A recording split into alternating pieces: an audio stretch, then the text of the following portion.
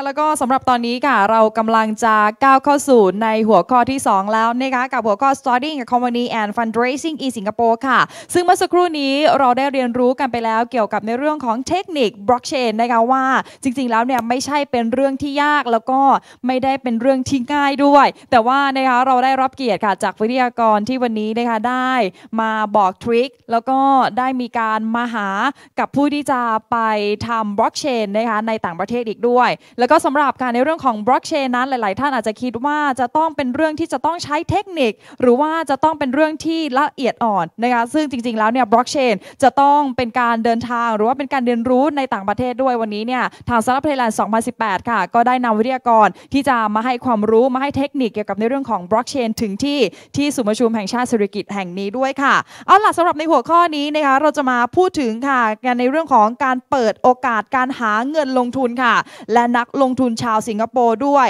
แล้วก็เซสชันนี้ค่ะเราจะนำเสนอวิธีการว่าทำอย่างไรเตรียมตัวอย่างไรในการที่จะหาผู้ลงทุนนะคะกับในเรื่องของที่เราจะเดินทางไปที่ต่างประเทศด้วยอีกเช่นเดียวกันนะคะ and right now that we will starting with the next topic so please keep your hand together for welcome Mr. Alan Lee CEO of Brit Native Company again please ขอเสียงปรบมือด้วยค่ะAnd for the next, so please keep your hand together for invite Mr. Thong Nat Dong, CEO of WorkShop3 Company on the stage ขอเสียงปรบมือด้วยค่ะ And for the last one with the special moderator, anyone, so please keep your hand together for welcome Mr. Shawayot Pomkam, CEO of Code Kit Company on the stage again, please ขอเสียงปรบมือด้วยค่ะแล้วตอนนี้เนี่ยจะขออนุญาตส่งต่อยกหน้าที่นี้ให้กับทั้ง3ท่านด้านบนเวทีขอเสียงปรบมือดังๆด้วยค่ะ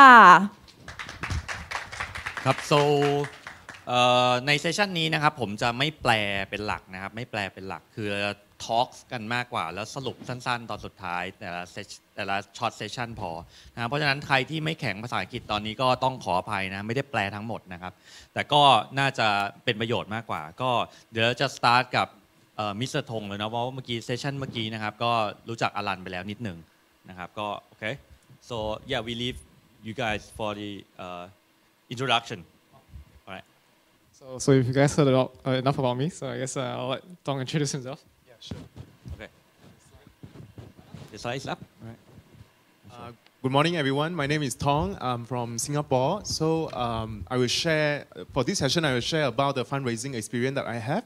So I'm actually the co-founder of Homage, and gradually I focus a lot on the elder care space. Homage is actually a leading on-demand home care services for elderly in Singapore. We raised 1.2 million US dollar from some of the established venture capital in Singapore, like 500 Startup, Golden Gate Venture, and Seed Plus. And Homage was mentioned in the Singapore National Day Rally speech 2017 by the Prime Minister Lee Hsien Loong, as shown in this picture. And Homage was also awarded Social Enterprise Startup of the Year at the President Challenge Social Enterprise Award 2017. And we also received OCBC Bank Emerging Enterprise 2017 Most Promising Startup Award. And myself, I'm also in the 4th magazine 30 under 30 list under the healthcare category. And also additionally about me, right, I'm the advisory board member at Singapore Management University Social Impact Accelerator. This is an incubator program for the company that have social impact in society. And for Homage, I actually raised a round of angel funding of over $200,000 from some of the more well-known Singapore-based angel investor. And beside the investment money, we also receive free money, which is grants from governments and different organizations in Singapore, including the Singapore Ministry of Health Holding, DBS Bank Foundation, and Singapore Center for Social Enterprise. I'm also an adjunct lecturer at Lytton Academy, which is a digital skill accelerator in Singapore, which help to train mid-career professional to adopt digital marketing skills. And I'm also a business mentor at the Action Community for Entrepreneurship in Singapore. Yeah. So ก็ประมาณนี้นะครับเขาก็แนะนำตัวนะว่าเขาทำสตาร์ทอัพมาหลายที่นะครับแล้วก็ล่าสุดก็ Less Fun นะเขามีสตาร์ทอัพ2ตัวนะครับคือ Homage กับ WorkShop3 นะแต่เขาพูดถึงHomage เนาะ Homage เนี่ยก็ ได้รางวัลมากมายเลยตามที่เห็นนะครับเป็น30 under 30ด้วยแล้วก็Prime Minister นะครับลีฮินซงนะครับก็พูดถึงด้วยนะครับแล้วก็เขาจะอยู่ในฟิลของ Social Impact นะครับก็ you didn't talk about the Day3 right Okay. the Day3 you didn't talk about that right Oh yes, so I'm also the co-founder and CEO of Day3, which is my second company, right? Which is a company that using the blockchain technology to coordinate the care services for elderly in Singapore. So you know, like there's a very big problem in elder care space, which is care fragmentations. Because a lot of the time, the senior will receive care from many different care domains. For example, like home care, day care, nursing care. And a lot of time, the information reside in different organizations in silo. And that is where we want to use a blockchain technology to help to facilitate the information exchange between different service providers, between different care domains. And the ultimate goal is to help to improve the quality of care services to the seniors. ครับก็ในDay3นะมันเป็นสตาร์ทอัพตัวหนึ่งของเขาเหมือนกันที่ทำบล็อกเชนเท่าที่ผมฟังมาเมื่อกี้ก็น่าจะนึกถึงพวกโรงพยาบาลหรือตามสถานที่ต่างๆเขาจะมี Data ของตัวเองเป็นไซโลนะแล้วมันก็จะไม่แชร์กันนะพอมันไม่แชร์กันเนี่ยคนที่เขามีปัญหาด้านสุขภาพมันก็จะมีปัญหาในเรื่อง information มันไม่ได้ถูกส่งต่อเนาะพอมีบล็อกเชนเข้าไปพอมันถูก verify มันถูกส่งต่อกันได้ก็น่าช่วย ecosystem ให้มันดีขึ้นนะครับก็น่าจะเป็นตัวนี้ So actually, aging population is a common problem in many countries like Singapore, Canada, or US. So actually, I met with a lot of the national leaders. For example, I met with the former Prime Minister of Canada. He came to visit our office. And we also have a lot of discussion about how our technology can help to solve the aging population in Canada. Or I also meet with the Prime Minister, the Vietnamese Prime Minister when he came to Vietnam, came to Singapore under the invitation from the Prime Minister Lee Hsien Loong. And we also, you know, like because aging population is a common problem in many countries, and I share with the same thought with all these leaders. I see. So how many of you here that are looking for a seed fund or looking for an opportunity to raise some fund in Singapore? How many of you? คือมีใครที่อยู่ในกำลังหาซีดฟันหรือจะไปหาเงินลงทุนจากในสิงคโปร์บ้างมีใครสนใจบ้างฮะโอเคนะก็ yeah you can talk about your experience. Can you share about your experience in raising fund in Singapore? Yeah, sure. So actually, when I started, right, just the same of you, I don't have a lot of budget and don't have resources. I just start with the company with my own money and then with my co-founder and to join me, right? But that is when you need to build up the company to a certain stage so that you can raise your first round of fundraising, whether it's a seed round or is it from the angel investor. So I prepared some slide, right, that can help you to have an overview of the fundraising process. Yeah. It's actually autoplay. Okay. Yeah, so I give you a very simple example. Let's say there are these two founders, right, Jack and Jill. Their idea is to start the internet of pizza, a drone delivery of pizza, right? And they decide that Jill will have 60% and Jack will have 40%. So this is a สมมุติ yeah. Sorry, I just tell them this is the simulation. Yeah, this is just a simulation. It's not a real company. I just want to give you an example so you have the idea about how the fundraising will affect your equity. Because that is a very big concern when you raise funds from the investor, right? You also don't want to raise a lot of money and lose the control of your company. So I think it's very important that you understand about the effect of fundraising on the equity structure. Yeah, so let's say we use this example, right?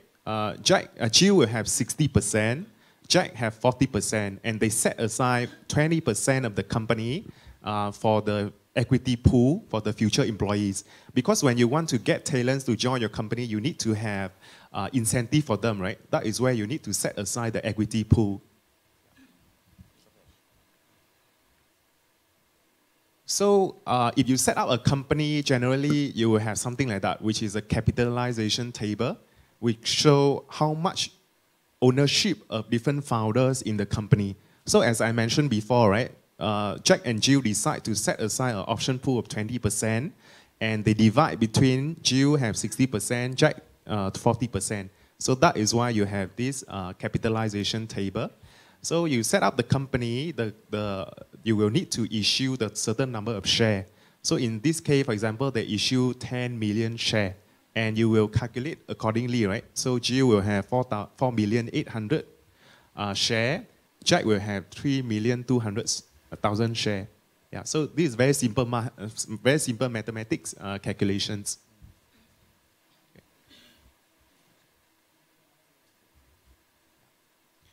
So when it's come to fundraising, there are actually two types of flavors that you can choose. The first one is a prize suite rounds. So basically, for a prize suite round, right, you will have a valuation of your company. For example, like your investor will say that I believe that your company will value at, let's say, 10 million, and I want to get a certain percentage of the share from your company. So let's say they put in 1 million in your company, right? So potentially they can get 10% of equity of your company in exchange to giving you 1 million. So that is called a prize seed round. You have a valuation of your company. But there's also another option which is called the unpriced seed round. So basically, in this approach, you don't need to have a valuation of your company. You just need to have an agreement with the investor to give you some money in exchange for some preferred terms. For example, like at the next round, they can purchase your share at the discounted price, or they can have a better valuation of your company at the next round. For example, like the investor can tell me that now I give you 2 million, but for the next round, let's say the other investor value your company at 10 million, I can actually have the option to value your company at 5 million. So they already have a preferred terms of your investment in your company. Yeah. อันนี้ผมขอขยายความเลยเพราะว่าเจ๋งมากนะครับปกติแล้วเนี่ยตอนซีดราวเนี่ยนะฮะมันจะมี2แบบเนาะก็คืออันแรกคือคุยกับนักลงทุนเลยบอกว่าโอเคเราเป็นซีดฟันก็จริงคือเรามีสเตจแรกก็จริงแต่ว่าคุยกันละvaluation บริษัทเราเนี่ยสมมติเซซะว่า10 ล้านนะครับเขาลงมาให้ 10% นะเขาลงจะเอา 10% ก็ลงมา1 ล้านอะไรแบบนี้อันนี้คือ price คือไอ้ valuation มันถูกกำหนดมันถูกคุยกันไว้ก่อนแล้วกับอีกแบบหนึ่งที่ popular มากหลังๆนะครับคือ unpriced คือด้วยความที่คุณยังไม่มีลูกค้ารายแรกหรือมัน early มากอ่ะคุณจะไปตี valuation ยังไงถูกไหมมันก็เลยมาเป็นอันที่2ครับคือ unpriced ก็ unpriced คืออย่างนี้คือสรุปกันว่าเอางี้ละกันถ้าผมลงเงินให้คุณเนี่ยตอนนี้ก็ลงมาให้2 ล้านก่อนก็แต่ตอนนั้นยังไม่รู้หรอกนะว่าบริษัทเนี่ยจะไปรอดไม่รอดแต่ให้มาก่อน2 ล้านแต่ผมขอออปชันที่จะซื้อหุ้นคุณในสเตจถัดไปที่ราคาลด 80%นึกออกไหมสมมติว่าเลสฟันได้ถัดไปนะผมซื้อที่ราคาลด 80% ลด 90% ลด 50% ก็แล้วแต่ไปคุยกันแต่อันเนี้ยมันก็จะทำให้คล้ายๆว่าไม่ต้องถูกฟิกไม่ต้องมาตีค่า valuation ก่อนนะครับไม่ต้องถูกฟิกแล้วถึงเวลาไปเลสฟันได้ไอ้คนแรกก็ได้ประโยชน์นะเพราะว่ามีเทอมที่คุยกันแล้ว That's it. So I want to introduce to you this instrument, right, which is called the simple agreements for future equity or a safe note. So as I mentioned to you, you can either raise fund via a price round, which is an equity round, or an unpriced round. So this is the instrument for the unpriced round, which is becoming very popular in the startup world. So it's actually introduced in the late 2013 by Y Combinator. So Y Combinator, I think many of you heard about them before, right? It's one of the best incubator in the world, and they actually come up with this safe note, the instrument for the startup, which is quite founder friendly. So as I mentioned to you, if you go through this route, you actually don't lose the equity in the first round of fundraising. ครับก็เซฟโน้ตก็คือไอ้โน้ตอย่างที่บอกนะฮะโน้ตตัวเมื่อกี้ก็เขาบอกว่ามันเป็น founder friendly นะคือคนจะชอบมากซะจะชอบเพราะว่าคือสเตจแรกคุณยังไม่เสีย equity ไง Yeah, so actually, this is really come down to your negotiation with the investor, because some investors are strictly, they just want to invest in exchange for equity, but some investors are more open to this kind of instrument. So it's also come down to you, how do you talk to the investor and then negotiate with them. But I think this is a very good instrument. So actually for us, when we first raised the seed round of 1.2 million US dollar, right, we actually use safe note. ครับตอนเขาเลสฟันไปได้ 1.2 ล้านเขาใช้เซฟโน้ตเหมือนกัน Okay, so as an investor, when they come in the earlier round, they actually bear a higher risk. So in exchange for the risk, of course, they will ask from you something. So as I mentioned to you, right, they will ask you for certain preferred terms. Two of the most common provision that they put in the unpriced round is called the discount and the valuation cap. So discount basically mean that if they give you the investment, they would be able to purchase the share in the future at the lower price. So for example, like they ask for a 80% discount, right? So let's say in the next price round, everyone need to purchase your share at $1. But the investor who put the money earlier can purchase your share at 20 cents. Yeah, so that is the meaning of the discount. And the valuation cap is basically the predetermined value of your company. So let's say an investor put in money earlier, right? They say that in the next round, I want to purchase your share at the valuation of 5 million instead of 10 million. Yeah, so that is the idea about the valuation cap.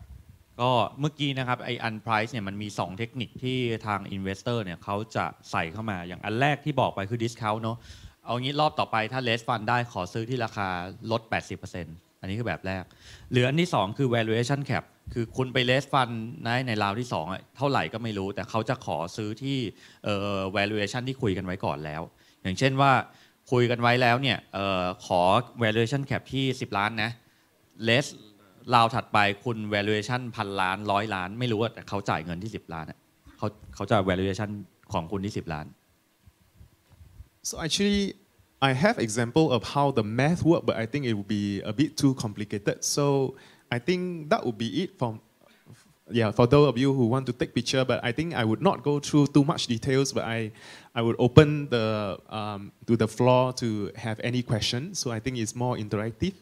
Yeah. ก็เขาจะไม่ไปว่าแบบแมทมันคิดยังไงเนาะไม่งั้นเสียเวลาตายเลยนะฮะแต่ก็ใครที่มีคำถามอะไรตอนนี้ถาม right now question right now โอเคตอนนี้มีใครมีคำถามเกี่ยวกับเรื่องของแบบ equity ในตอนแรกๆไหมครับเพราะเดี๋ยวเราจะไปเซสชั่นถัดไปครับ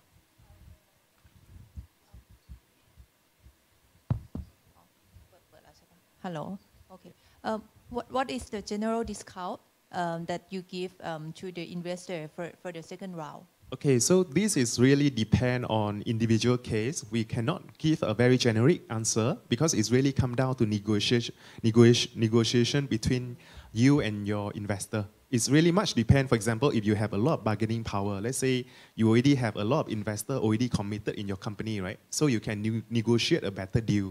But I think this is really come down to private meeting between you and investor to decide. But in the previous case, like because you mentioned 80 or 90% all the time, and it's quite high. Yes. So just wonder, is it true, or in general, the previous case is around like 20 or 50%? It can go up to 80% in some case. Yes. Yeah. Oh, so it's a wide range. Yeah. Can one more question? Sure, definitely. So for the price capital. Yeah. Just wonder what is the normal valuation technique that you use? Okay, so in terms of the valuation, right, there are a very simple technique which is in the US they use multiple. So in the US, because the market size is very big, right? So normally they have a multiple of 10 times. So let's say the investor will look at your current revenue stream and they see that you have an annual recurring revenue of let's say 1 million. So if you are in the US, the normal multiple is around 10 times. So they will say that I think your company will value around 10 millions. But in country like Singapore, because it's very small, so the common multiplier is around 2 to 3 times. Yeah, so this really depends on the country. So that's why, for example, I say US, the multiple can be higher. In Singapore, it's much smaller. So again, you also need to negotiate with the investor to decide what would be a good multipliers. So for example, we managed to convince our investor with a little bit higher multipliers because we convinced them about the potential market size, about our team capability. So you know, when you sell the idea to the investor, it's beyond just how much revenue you generated, right? It's also about do your team have the capability to actually execute the idea, or what is the potential of the market side? or sometimes a very simple thing like you can tell them that we are oversubscribed. We have many investors who wanted to invest in us, so they also have like the feeling of the fear of missing out. So maybe they want to give you a better deal also. Yeah. เดี๋ยวนี้ผมขอแปลนิดหนึ่ง I just translate very good one ก็เขาบอกว่าเอ้ยแล้วตอนที่เราไม่มี valuation เลยแล้วจะวัดกันยังไงดี valuation ก็อย่างธงเนี่ยเขาบอกว่าถ้าเป็นในตลาดอเมริกานะฮะด้วยความที่ตลาดมันใหญ่มากเขาบอกเอางี้แล้วกันดูกันง่ายๆก็ revenue มีเท่าไหร่คูณ10ไปแต่ว่าวิธีนี้พอมาใช้ในสิงคโปร์เขาจะยอมรับกันแค่ประมาณ2หรือ3เท่าสมมุติคุณมียอดขายล้านหนึ่งนะครับ valuation บริษัทถ้าในอเมริกาเขาจะบอกว่า10 ล้านแล้วกันนะครับเพราะคุณเอาคิดง่ายๆเพราะตลาดไซส์มันใหญ่เนอะแต่พอมาสิงคโปร์เนี่ยเอาสัก 2-3 ล้านก็พอนี่คือตีค่า valuation ซึ่งในความเป็นจริงตัวเลขเนี้ยมันไม่ได้เป็นตัวเลขที่ generalize สำหรับทุกคนได้เพราะว่ามันก็จะมีหลายๆอย่างที่เป็นแฟกเตอร์ที่คุณต้องไปดีลกับ investor เองครับ one more question there Hello. Oh, yeah, I got a question about the unpriced seat. When it comes to the valuation, how do you actually project to the investor as far as a timetable on actually when they're going to get their returns? Because traditionally, if you do the equities, they know right off the bat, they get a discount, they get how many percent. That's minimized the investors. But as far as on both sides, on the unpriced with the safe notes, how do they actually come up with the timetable where they can start subscribing to the discount price or the structure of how they're going to get their returns? Okay, so I think there are two parts, right? The first part is when they start to subscribe to the investment round. Exactly. I think, so based on my previous experience, right, when we talk to the investor, we will work with the legal firm and then to draft out the investment agreement with all the term, what is the discount rate, what is the valuation cap for each individual investor. It might not be applied for everyone. So for example, like investor A, they can have valuation cap of 5 million or and then for the investor B, they can have the discount of 80%. So it depends on different investor, have different terms. So the second question you are talking about, what is the timeline that they can start to see the effect of this, right? So actually the effect will kick in when you raise the price round. So the idea is that, for example, after, let's say I get the investment, first round of investment now, right? And 18 months later, I raise the second round, which is a price round. That is where I will have the real, the valuation. So actually, I do prepare some slide. I can show you briefly. Like you mean like round B, right? That's yes. Okay. So for example, like just now I mentioned. Okay. I give you an example, right? So let's say Jack and Jill, the example that we give, right? They decided to raise 5 million in the unpriced round, and they get some two investors, Opac Venture and Black Box Capitals, right? Opac Venture agreed to invest 2.5 million with 20% discount, and Black Box Capital invest 2.5 million with 10 million valuation cap. So as I mentioned, different investors will have different terms. So fast forward 18 months, right? The company decide to raise the next round, which is the Series A, and they raise 7 million, which is a price round. Okay, so that is where they get new investor to come in. Okay, so we have 3 new investors, which is Cormorant Venture, Provident Capital, and Black Box Capitals. Okay, so they will hire some analysts to determine the valuation of your company. So let's say they think that your company worth 15 million pre-money before the investment come in, right? 15 millions. So we will see how this will affect the cap table.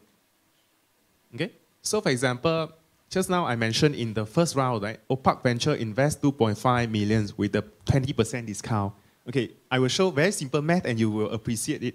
So let's say they value the company at 15 million, right? And remember, when they started out, there are 10 million shares.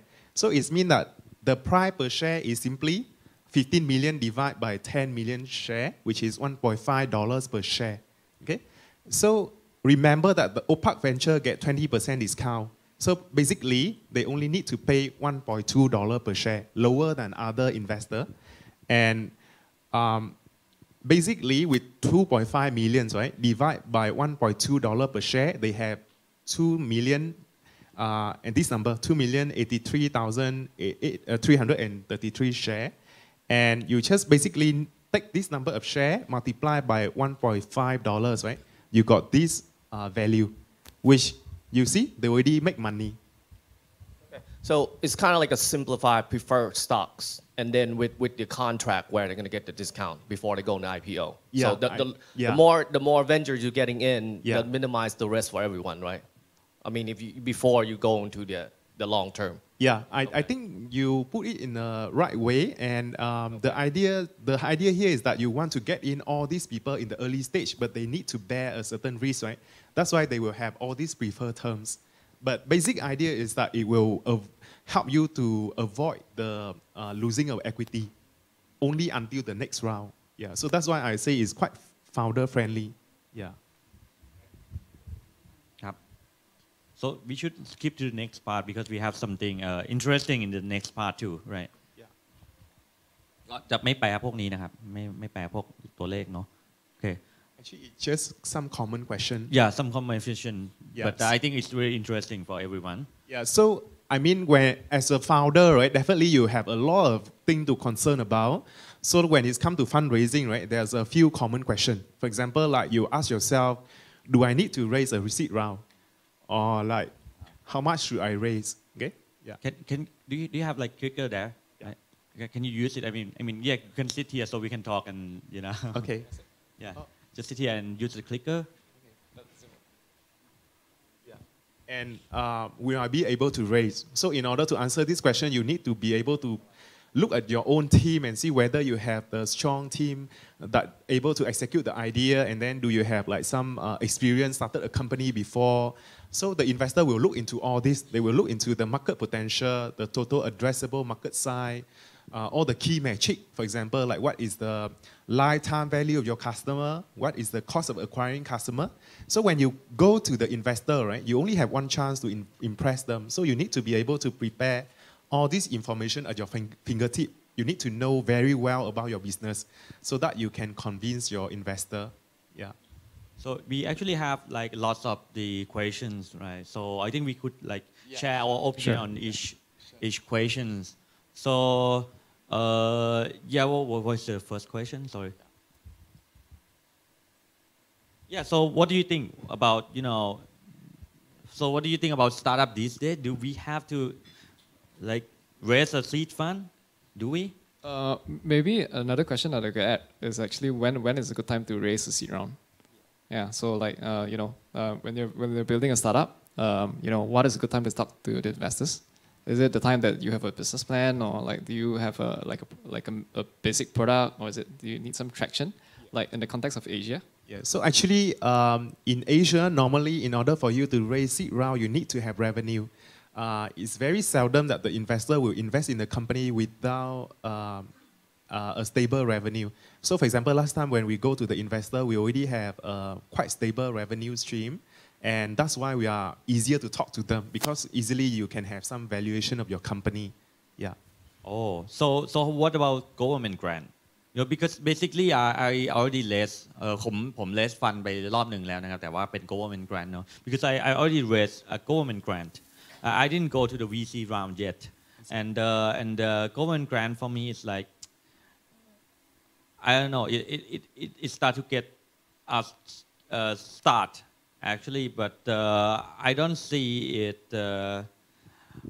I don't see it either hard or either easy. Yeah. It's doable for me, but personally I agree with what Alan said. It depends on your purpose, right? So what do you want to do with the money, right? I mean, you don't need to actually go to the investor. You can have many other options. So people normally say 3F, right? Friends, family, and fools. Those who just believe in your idea and then give you money. Or you can go to angel investor. Those who high net worth individual who are able to take on higher risk to invest in startup. Or you can also go for government grant. because government like Thailand, right? I believe they will run like hackathons, or in Singapore they have a lot of different grants. So for example, just now I share with you, I got grant from many different organizations. So grant is free money, which is the best. But of course, it's come with a longer time of application, more requirements, and it will take very long time. So if you are okay with all this, then there's different option. You need to understand what you need, and then you can decide on the best option that you can take. Yeah, and for example, you can join incubator like Day3, right, which is one of the most established in Thailand, where they also provide you with the funding support. Yeah. So Thong, I remember when you were doing homage for the first year. Basically, you were running very lean. But what kind of funding do you do? Like, you know, I know that you didn't approach the VCs until quite late. So how do you manage to get by the first year? Okay, so actually in the first year, I mean, it's always the same. We are all the same, right? We don't have much resources, so that is where you need to use your own money, or you, as I mentioned, get from friends, families, or fools. So with this money, you try to run as lean as possible. And I believe all of us who are startup founder, we know about the lean methodology, right? How to iterate and how to create something fast enough, which doesn't require a lot of resource. The basic idea is you want to get it up as fast as possible so that you have something concrete. Yeah. So, yeah. Maybe next question. How do I put together great pitch deck? Yeah, this one, I mean, in order for you to convince your investor, right, you need to have a very concrete and very a pitch deck with a lot of information, like everything about the problems, the solution, the total addressable market size, what is the metric, the key metric, as I mentioned, like the lifetime value of the customer, the cost of acquiring customer, all these important information need to be there. The information about your teams, why do you think you are the best team to execute the idea, and what are you asking for? So for example, you need to tell them, this is your financial projection for the next 18 months, and you need to raise $1.5 million to justify for all this. So it needs to be very clear, and you need to prepare it very carefully before you talk to the investor, because they will, you know, they are experienced people. They will be able to find holes in your presentation. So you need to understand your business very well. So I can share some experience on raising a grant fund and pitching in different stage. One is the most scary question. For me, it's like one of the most scary questions that comes from the investor. And I encountered this not once, not twice, not thrice, more than 4 or 5 times. Is if I have like a lot of money, if I put down a 10,000 million dollars into something, and I want to kick you out, how are you defend it? How are you going to defend it? So actually you bring a very good question about the idea of control. So there's a dilemma, right? You want more money, but you want to retain the control of your company. So that is why I introduced about the safe note and the unpriced round, because in a way, it helps you to avoid giving out the equity. So, and that is very valid concern, because you will lose your control the moment that they have more than 50%. They can decide who will leave the company, right? So you need to be careful about that also. How about the competition? I mean, if they put money in somewhere else, yeah, as a competitors, like just like your competitor puts more money in it, how are you going to defend your market? I mean it that way. You mean like the competition? Just like, yeah, because you don't always be the first one, right? Yeah. And you usually not in the first one in the market, right? So what if they put if they you know, someone put money in it? Well, the real question that I got is like, I'm doing a platform for teaching programming, right? And the first question that really kicked my mind is like, if I am investor and I put some money in your competitors, in my competitors, and what are you going to do? How are you going to defend it? I see. So it's come down to the idea about the competition, right? How do you secure the the market share in your particular industry. So I think definitely having the fun is always very important, because if you have more money, you can do more stuff. You can expand your business faster. I guess if you are in a lucrative enough industry, right, competition is unavoidable. In the first place, competition means that this is something that people want to enter into also, because they see some potential returns. So having a competition might be a good validation that you are in the right industry, in the right business. So I think it's come down to execution. You need to really do very fast, even if you don't have enough resources, right?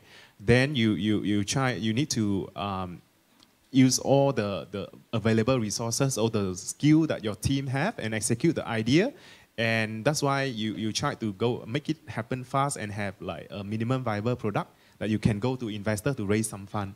Yeah, but I think definitely competition is something that unavoidable. Yeah. I think maybe to add to that, I think maybe that's why investors, when they are looking to invest into startups, I think one of the key components is they actually look at the team, right? Because I think usually they try and see what the founders have done. I think basically they want to know, like, when you come under pressure, how is the team going to react? So I think we've all seen a lot of instances where you have a very well-funded startups, but basically, when a competitor comes in, they start to make the wrong decisions. They start to focus more on the startup than on their own business. So usually, sometimes when I speak to my clients, what I tell them is that, you do have to keep an eye on your competition, but I think what is more important is actually your users, right? Your users and your customers. So make sure you're delivering good value, and I think that helps a lot. Yeah. All right. Different type of investor? Yeah, Maybe so, no.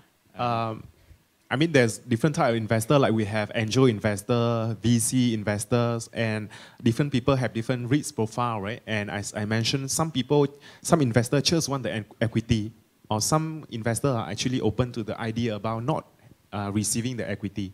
So you need to understand your investor, and it's always about the a balanced games, because you are not, you should never position yourself as you need their money. It's more like you actually give them the opportunity to invest in the great idea that you have. So try to position yourself in the par with the investor, so you have more bargaining power. Yeah. วันนี้สำคัญมากเลยอยากแปลเลยนะฮะคือbecause I see it very important. So yeah, I encounter it and I encounter it myself. คือเขาบอกว่าเวลาคุณไปคุย investor นะฮะคิดไปเลยว่าคุณอยู่เลเวลเดียวกันอันนี้ผมก็เจอเหมือนคือคิดไปเลยว่าคุณไม่ได้จำเป็นไม่ได้ต้องการเงินเขาคุณทำเองก็ได้คุณไม่ได้ต้องการเงินเขาแต่คุณเปิดโอกาสให้เขามาร่วมจอยเกมมาเปิดโอกาสมาให้ร่วมจอยเส้นทางด้วยแต่จริงๆคุณไม่ได้ต้องการเงินวงเล็บอย่าไปบอกเขานะจริงๆเงินหมดแล้วอะไรแต่คือมันเป็นอย่างนั้นจริงๆคือถ้าเกิดคุณทำธุรกิจในเลเวลที่แบบมันไม่จำเป็นที่จะต้องเป็นเงินของคุณเนี่ยเราไม่จำเป็นต้องได้เงินเราโตได้แต่เราพูดได้ว่าเฮ้ยถ้าเราทำด้วยกันมันไปได้เร็วขึ้นอะไรแบบนี้ฮะ so just a brief how about Alan you talked to me before about the grant fund and the VC and the angels in the Singapore, right? And you both also stay in Singapore, right? So can you talk more about that? Because grant fund in Thailand is just like Thong said, it's like they are quite slow. Okay. In Singapore, I work a lot with the very early stage startups. So these are guys who, they've been working for a while. They have a bit of industry experience, and they think that, they want to come and try to build something meaningful. So what happens at this time is that, most of the time, they try and fund it on their own, right? So when you're starting out, it doesn't take a lot of money, especially if you're, in terms of the technology, like today, technology is really cheap. Computing is really cheap, right? You get access to like cloud servers, you get access to a lot of APIs, like a lot of things to basically help you put together a very quick prototype that you can show people and work with it, right? So once they've gotten to that stage, I think in Singapore it's actually typical that they will either go to an angel, right? I think it's what happens is that is because of the level of affluence, I guess. What happens is actually quite easy to raise around from the family and friends. Usually that is the first path that they go to, right? For my first startup, when I was doing it in 2009 or something. It was what we did. So prior to that, I was actually running a digital agency, right? Then what I did is actually we went to all my clients and I told them, okay, I'm building this, right? Your clients is the first investors. Yes, yes. So we were at a good time then. I think at the time Groupon was buying up any startup, any Groupon clone in Asia, right? So basically that made the news, and a lot of people started to see that, hey, we could actually start investing into tech startups as an alternative, right? At that time we didn't even have a product. All we did was just a video of how the product was going to be. We raised about $600,000 at the time. Whoa. Yeah. So I think the landscape has changed a bit. Investors are a little bit more savvy right now, right? But I think the truth is that a lot of people are looking at tech startups and they know that there's actually a lot of investment value in this, right? Yeah.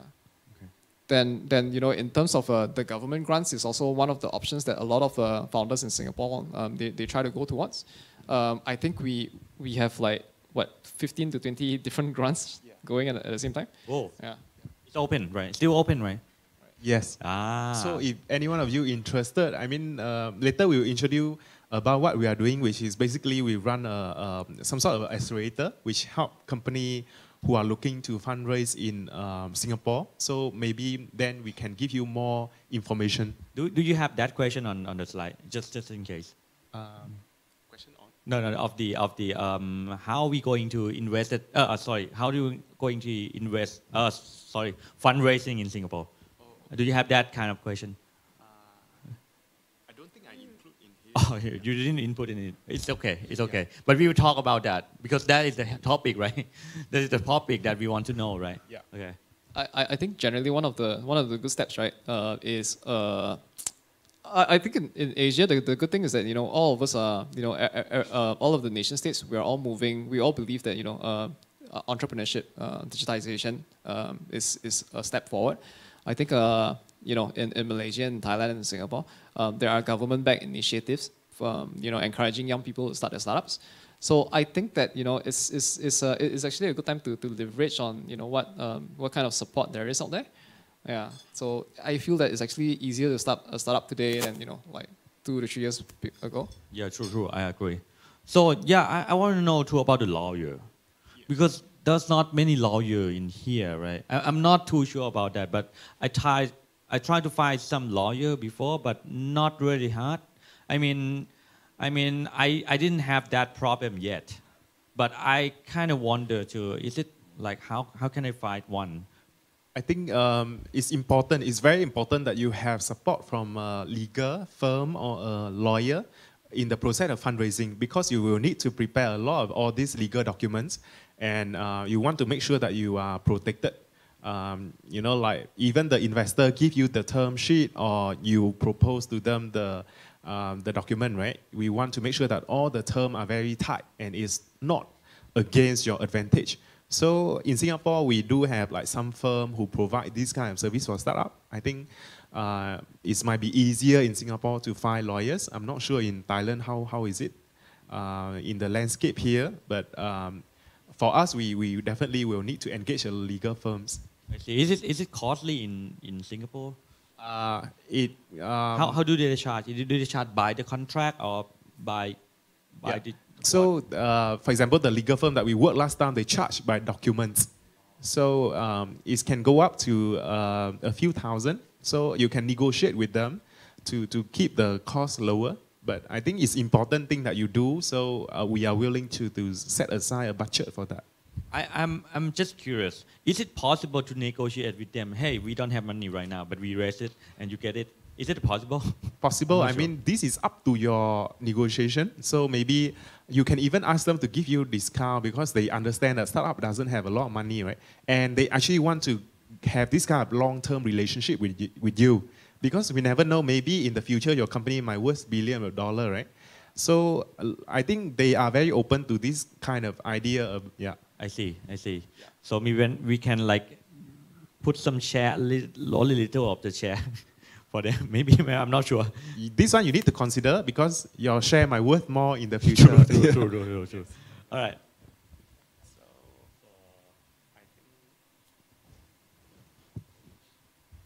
do I meet? Okay, so how do you meet with investor? Because now you have the idea, you want to raise fund, right? How you actually get to connect with them? So I think one way is like, for example, you can go for this kind of conference, but it's a kind of cold leads because they might not be actually interested in your idea.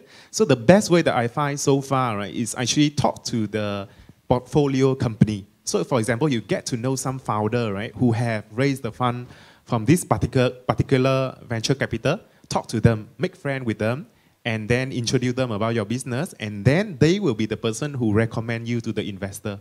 Normally, the VC will listen carefully to what a successfully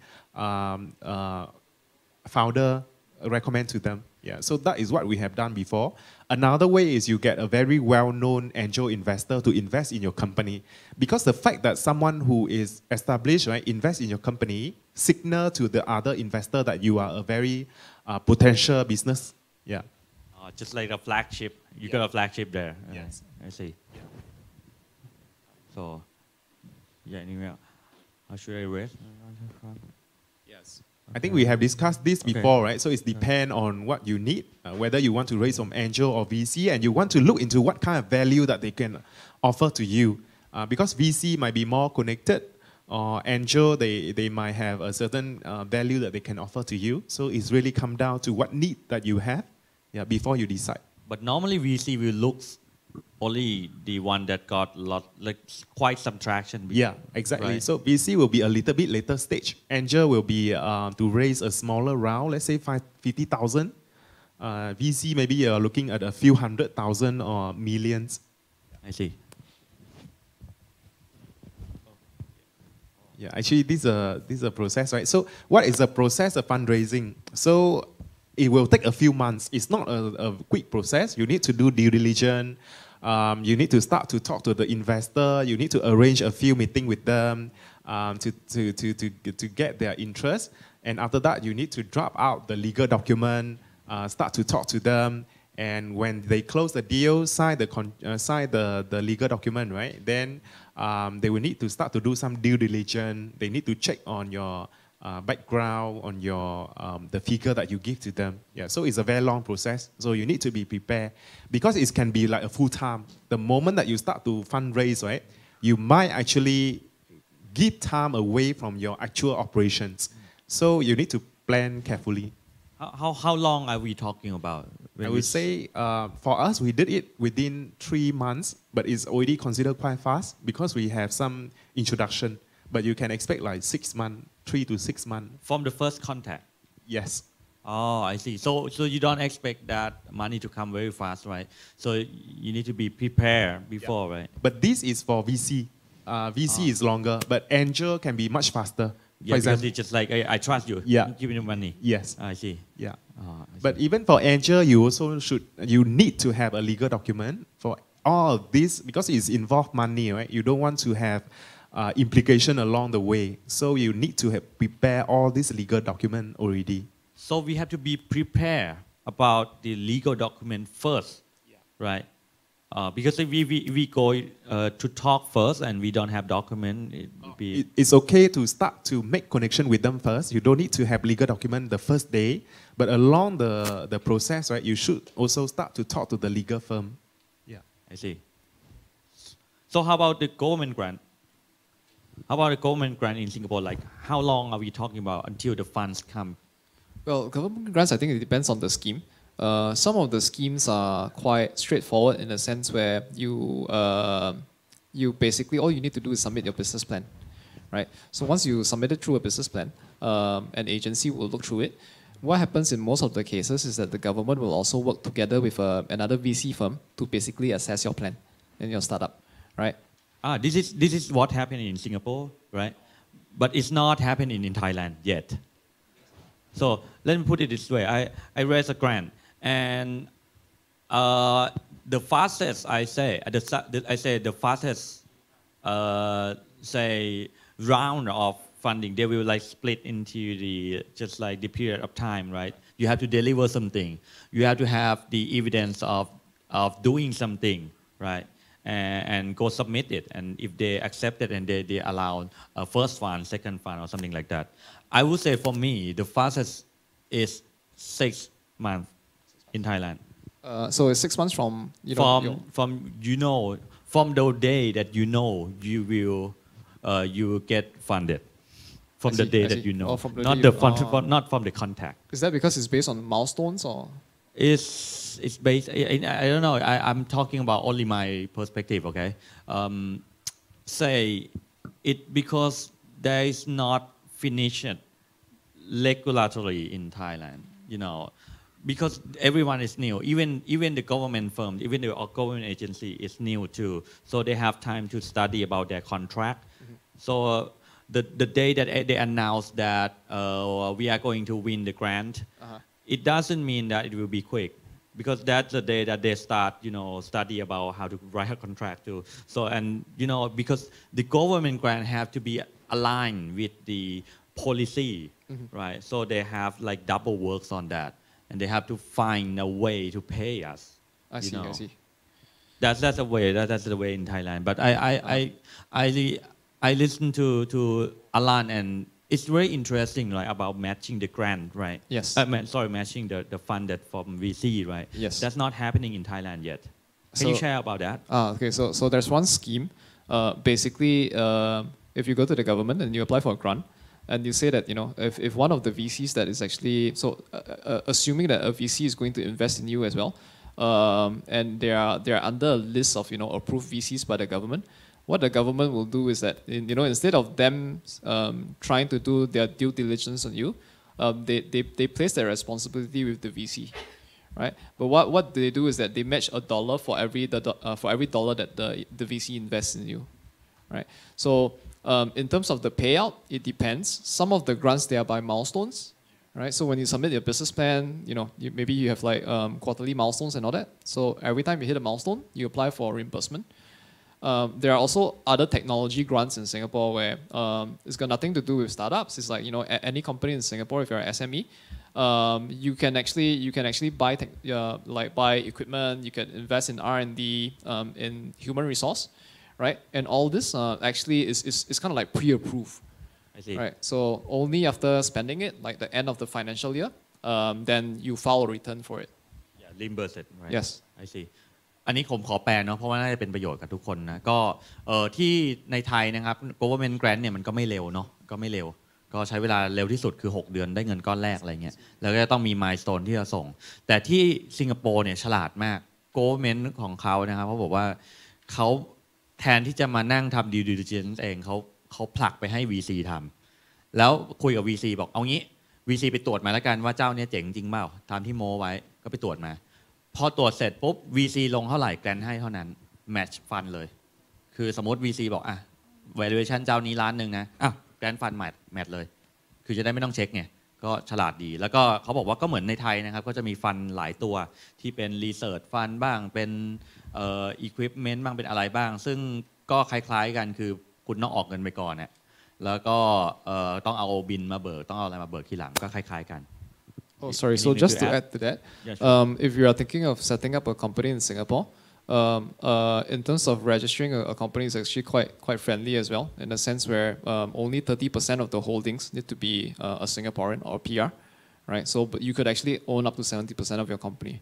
So I think like in a lot of countries you actually need to do 50, 51%. Yeah, just like in Thailand they need like 51, right?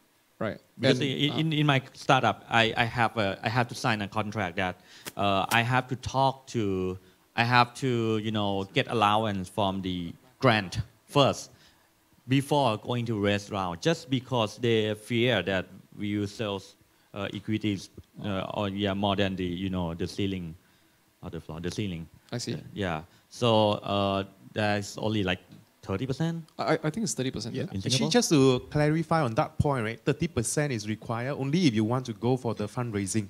But if you just want to start up a normal company, right, and not to go to this grant from the government, you don't need to have that structure. You can just need to have one local director in Singapore, but doesn't have to own share in your company. So just to clarify, it's not required for every company to have 30%. Only if you want to qualify for certain government grant, then they will have a certain requirement on how much equity need to be owned by a local resident. Yeah. I see. So assuming that if we are going to open up in a company in Singapore, we don't have to have local. You need to people. have. You No, need I to mean, have, I mean local people to Own to share. own the old share, right? Yeah, you No, don't need. right? Yeah. But So- if you are going to for the grant, Yeah. it's 30%. I see. Yeah. And like for most of these grants, there isn't like a minimum amount of time that your company has to be active, right? So you can set up a new company and try and apply for one. Yeah, it doesn't require. And actually, the easiest grant that you can apply for is called SG Founder. So the requirement is that the local person in your company need to own 30%, and it's only applicable for those who started company for the first time. So as long as you start the company for first time, you have a very high chance to get. It's What do you mean by 30,000. you? What do you mean by you? You means that person in Singapore or anyone else? The person in Singapore. Oh, the person in Singapore. Yeah. Oh, can we like, ask someone, ask them, some of your cousin, hey, can you be the first person and we invest that? Is that possible? I'm sure people are doing that. There are people doing that, but you just to make sure that because they want to see that that person is an active pro. Yeah. I So see. yeah. เอาแม่บ้านมาไม่ได้นะ เอาแม่บ้านที่นู่นมา And in terms of เปิ the ดไม่ได้นะ cost, the cost of setting up a company, like Cost of setting up Oh, a yeah. company, Singapore, I think, is one of the easiest country in the world to set up company. So it's cost you like $1,000. Actually, people you can do a lot of things. Like for example, you will have a accountant, right, to help you to manage all this, and then they will give you the seal. There's a lot of services for this. So you just look at around 1,000. Thing will be settled for you. Like the accountant for the setup, right? Not for the maintenance, right? Yeah, so the accountant for the setup, the company detail, register the company with ACRA. ACRA is a organization that oversees the company registration in Singapore. Yeah. How about? Sorry. Yeah, Oh, sure. so I had a question. When you're talking about 30% limit or requirement, are you? I guess it's applicable only to the government grants. Yes, as I said, the 30% requirement for a local director is only for the government grant. It doesn't apply for just setting up a company. No, I'm asking if private investors, angels, VCs. It doesn't matter. You don't need to have a local shareholder who own a certain percentage in order for you to go for angel or VC investment. Okay, thank you. So, okay. Anyway. Yeah. One more question? Yeah, sorry, Sure. one more question. Yes. Just want to know about the due diligence process Yeah. of the VC. Yeah. In what area that they due diligence? Because normally the startup, they don't really have much operation. Yeah. So there's no fixed answer for this. It depends on the VC. So for example, the one that we engaged last time, right? The due diligence process is actually quite simple. They just make sure they will have a certain question. For example, they want us to show the revenue, the expenses for the past 12 months, for example, and we need to prepare an Excel sheet, right? And to show them all these numbers. So normally they will have certain question and you need to respond to them. It is not very complicated, especially at the early stage.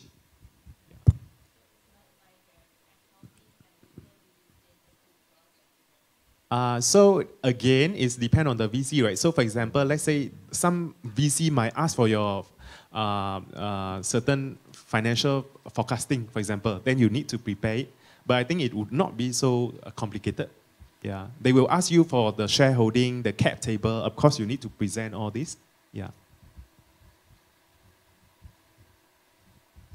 I have one question actually regarding to the Weldery, your company. Sure. I'm not sure it's okay to ask you. Sure, definitely. Because it feels like Weldery has to deal with so many stakeholders, Yes. including hospital and all the partners. Yes. And also it's kind of dilemma for me that older people and using this kind of technology in healthcare. Yeah. So can you please share some of your story and execution difficulties in this deal? Right, definitely. I think you bring a very good point about the adoption of technology by the elderly, right? Because I think we all know that the elderly are not the best people to use a certain technology. So that is why when we design our system, we make it as user-friendly as possible, and we want to make sure that the technology disappear into the background. So what the senior see is very user-friendly, very easy to use, and we want to work with all these different partners, right, to onboard them into our ecosystem. And because I mentioned to you before, because we use a blockchain, so these companies need to be willing to accept the technology so that we can connect to their own database. Yeah. Even governmental hospitals, you can actually reach and execute, like install all the software and the blockchain into the system. Okay, so I think again, it will depend on which organization you are talking to, right? So for example, like government, definitely they are more reserved. So I think, for example, for my company, we actually have the approval from the Infocom Development Authority in Singapore, which is a government board, to allow us to do a national pilot to implement the blockchain technology. So for Singapore government, whenever there's a new technology, they will need to set up a sandbox or, like some kind of experiment program, right? That you can test out the technology. So because there's a new technology, there will be some risk come with it. So the government being risk averse, right? They will try to make sure that they can control the risk, and they will have all these experiment program. Yeah. So what we try to do is to join this program. Yeah. Hi. One more Actually, question. yeah. I got a question about finding funds in Singapore. Let's say if you have a business that is actually going well, you got revenue stream within Thailand, would that increase your chances if you actually open up an operation in Singapore, like as a company, and actually venture on, say, 5 more clients, and then seek the venture fundings in Singapore? Would that better the chance to present you as a more secure international business? Or you don't really have to do all that? Definitely, yeah. I think, which one would be better path? Yeah, I think that's a very good question. So again, right, when it's come to the idea about the international expansion, definitely if you have operation in Thailand and Singapore at the same time, it will add to your valuation. It will help to increase your valuation. But you need to choose and decide whether you just want to focus on Thailand and dominate the market, or you want to expand the company to another country.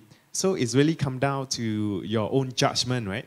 But I definitely think that if you have operation in 2 countries, it's immediately increase your valuation. And as you mentioned, if you manage to get in some partners, it's even better because it's proof to the investor that your business has the potential to be implemented, not just in Thailand, but across the border as well. Yeah. Okay, thank you. Yeah. So do we have any interesting questions? I mean, from the, we have one more question, right? Sorry? Sure.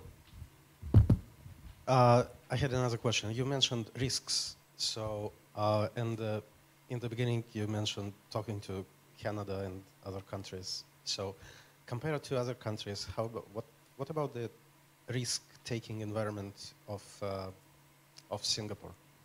So when you refer to Singapore, you refer to government or which? No, I probably mean more like venture capital and angels.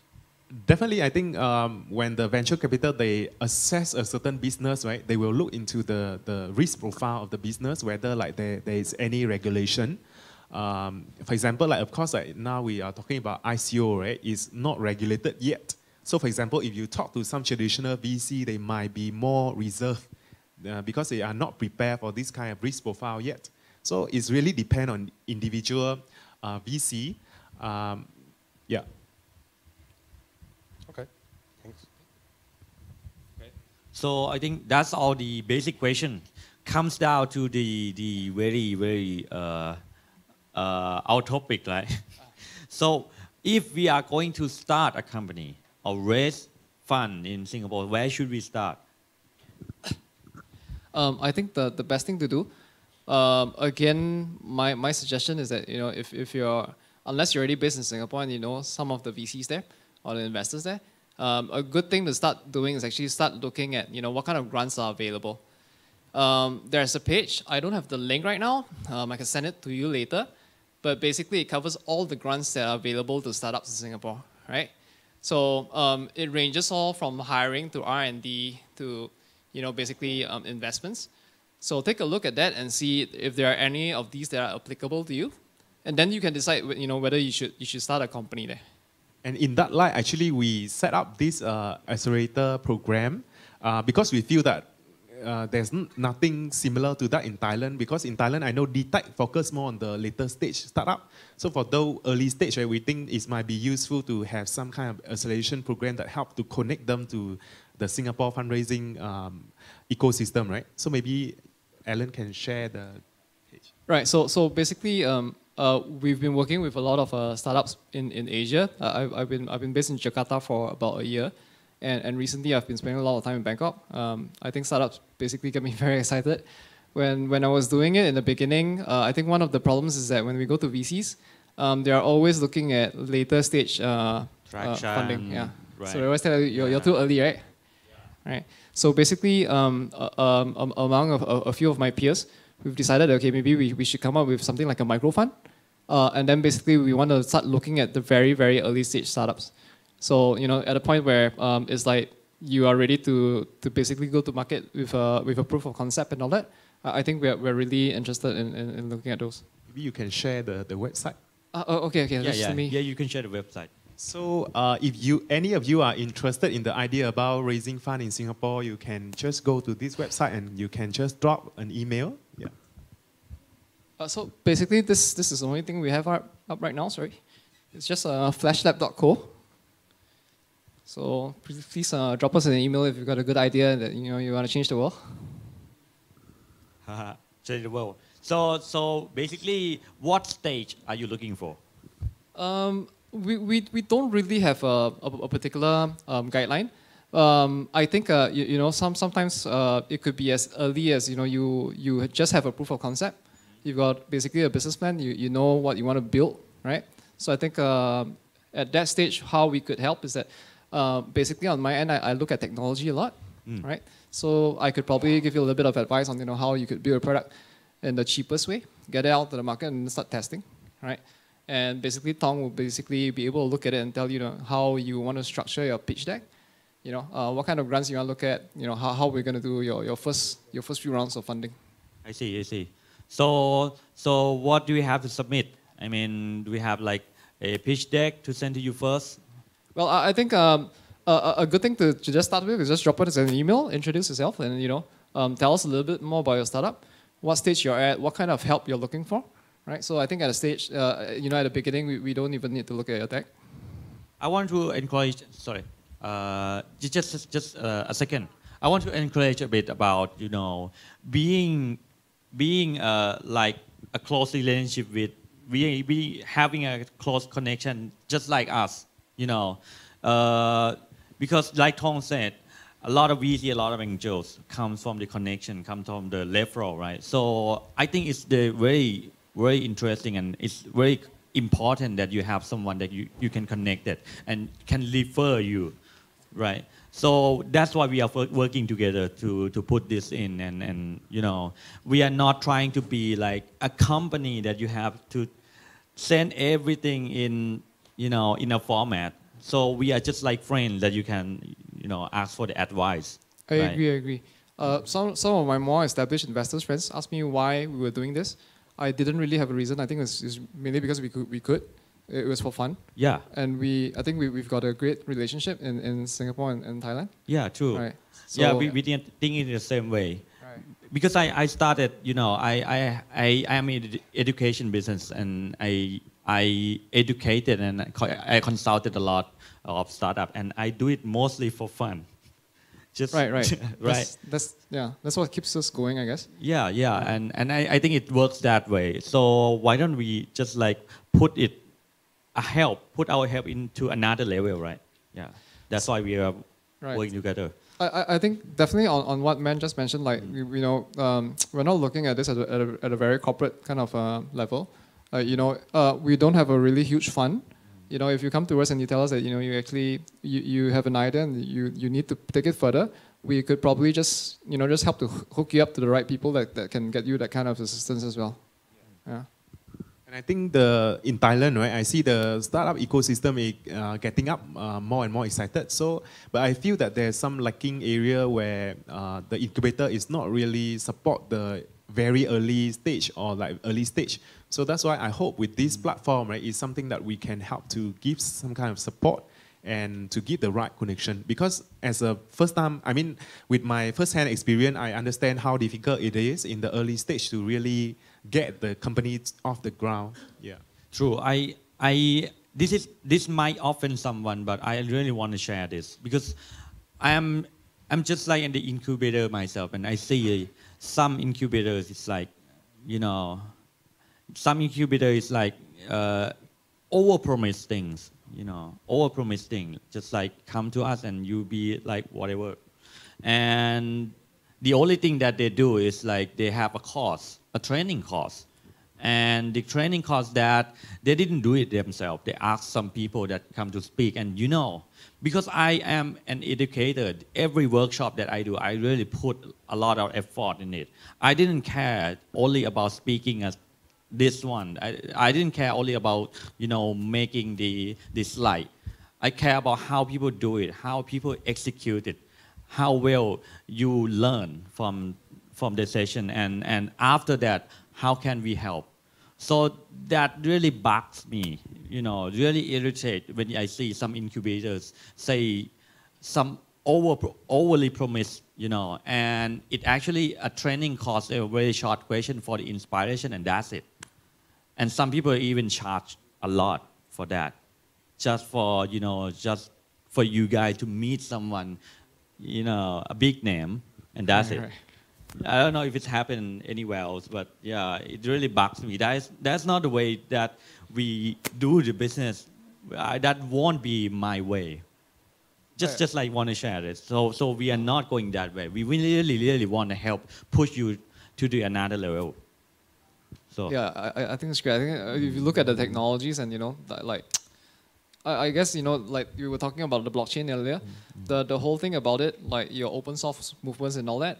I think it's really about how people can collaborate with one another.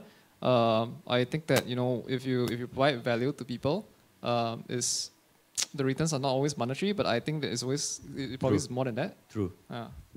So are there any more questions? Because we probably can take like 1 or 2 questions.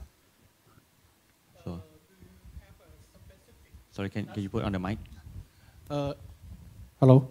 For the startup, do you have a specific industrial or sector that you support, or you have a variety of it? I mean agriculture, education, IT, R&D, the science, something like that. So I think between both of us, I think I wouldn't say there are specific industries we look at, but we have a little bit more experience with medical, with fintech, with property tech. On my side is my education. And education, tech. right? Yeah. Right. So I think those are the things that will probably come easier to us, I guess. And I think we look beyond just the sector, but also we want to learn more the information about like the potential market side and all this information, right, to have a better picture. So I don't think we are limited to any particular area, but we see more as the viability and the potential upside of the business. Yeah.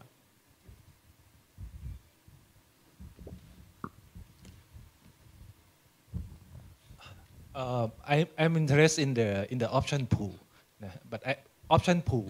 But that you said in the first slide, I don't understand it. What is the mechanism? Could you explain what is the mechanism of the option pool? For example, once you found the company, you said that you deserve 20% as an option pool. Who own this share? For example, because people come and people go. Once people come, you give them the right to buy at some price, or it's still owned by the company, or whatever. The second question is this kind of share. What is the right of the share of this kind of share? The third thing is if I am an employee, I'm interested in the real money that I get, right? So how long that can I get real money from this pool, and what type? Have to sell this share or dividend, or what type? Yes. Actually, a very good question. So the first question about the option pool is basically you set aside a small pool It's owned by the company. It doesn't belong to any co-founder. The main idea is you set the pool so that in the future, when you get the first hire or the second hire, right, who you think can bring a lot of value to the company, you can give him like, let's say 1% or like 0.5%, depend on how much value you think you can get from him. So the basic idea about the option pool is you set aside the pool that you can use in the future to give to the important key employees. The second option is the treatment of the share, right? There are two types. First is the ordinary share, and the second one is a preferred share. So normally for the founders and employee, it will be ordinary share. For the investor, some of them will ask for preferred share. So the basic idea is that, for example, in the event of liquidation, right? For example, the company closed down, who will first get the money? So preferred shareholder will always get the money first. Yeah, but that is normally the requirement from the investor that they have preferred share. And the last question, would you mind repeat it?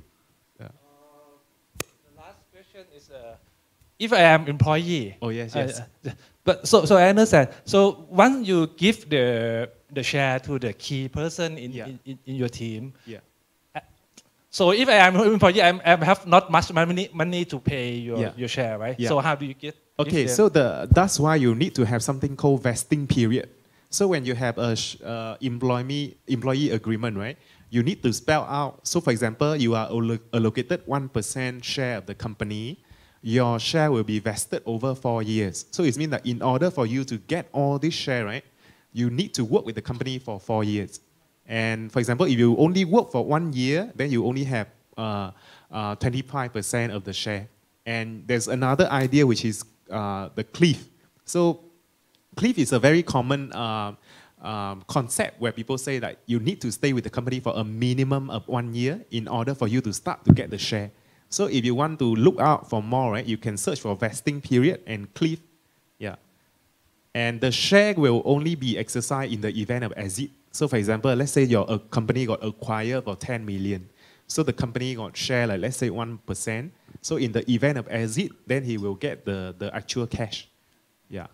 When you, can I ask a little bit about that? When you set up a company in Singapore, is the option and vesting and clear signable and agreeable in the state of the, in the early stage, and is it signable from day one? Because in Thailand, it's like we have to agree and trust the CEO, trust the founder. Actually, I think all this, that's why you need to have black and white document. You should do it in the very beginning. So, for example, let's say when you work with a co-founder, right, you should have a shareholder agreement, which say that, let's say, person A own 50%, person B own 50%, and each one of us have vesting period of 4 years, for example. So it's to prevent the situation where, let's say, you work very hard, but your partner just decide to leave the company after 1 year, and he still own 50%. You don't want that to happen.